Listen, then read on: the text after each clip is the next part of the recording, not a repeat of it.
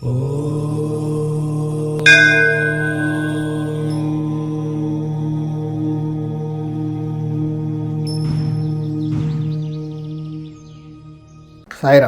ఉత్తర వాయువ్యంలో ఏదైనా దోషం ఏర్పడితే, ఉత్తర వాయువ్యం ద్వారం కానీ, ఉత్తర వాయువ్యం కప్పేయడం కానీ, ఉత్తర వాయువ్యం పెరగడం కానీ, అందుకే సింపుల్గా ఉత్తర వాయువ్యం దోషం ఏర్పడితే అలాంటి స్థలాల్లో ఇళ్లలో నివసించే వాళ్ళు ముఖ్యంగా ఆ మూడో సంతానం పైన ఎఫెక్ట్ ఎక్కువగా ఉంటుంది. ఉత్తర వాయువ్యం ఎఫెక్ట్. ఉత్తర వాయువ్యం దోషం ఏర్పడిన ఇళ్లల్లో ఉండే వాళ్ళకి ఏంటంటే ముఖ్యంగా స్పిరిచువాలిటీ పెరిగిపోతుంది, అంటే భక్తి బాగా పెరిగిపోతుంది.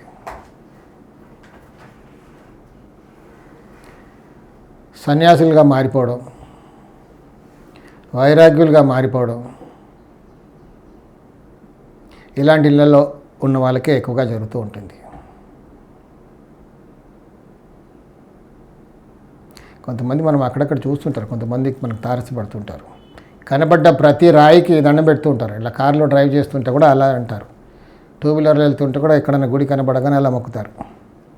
వాళ్ళని చూడగానే చెప్పేయచ్చు, ఇక్కడ ఉత్తర వాయు దోషం నెలలో నుంచి వచ్చాడని. వాళ్ళ ఇంట్లో ఉత్తర దోషం ఉంది. అక్కడ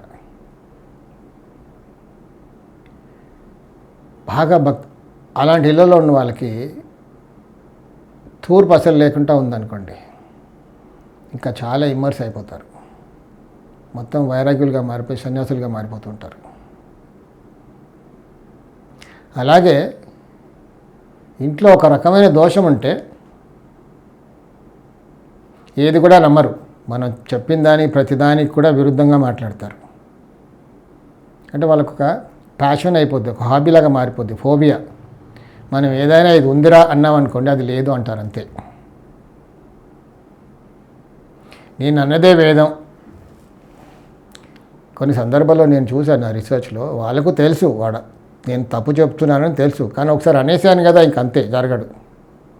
పట్టుకున్న కుందేలకు మూడే కాళ్ళు, తప్పు చెప్పానని తెలుసు, అన్నాను కాబట్టి ఇంకంతే.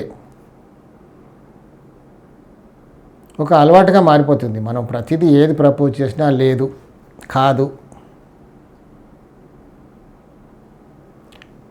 అనడం, అలా అటు అలా మారిపోతూ ఉంటుంది.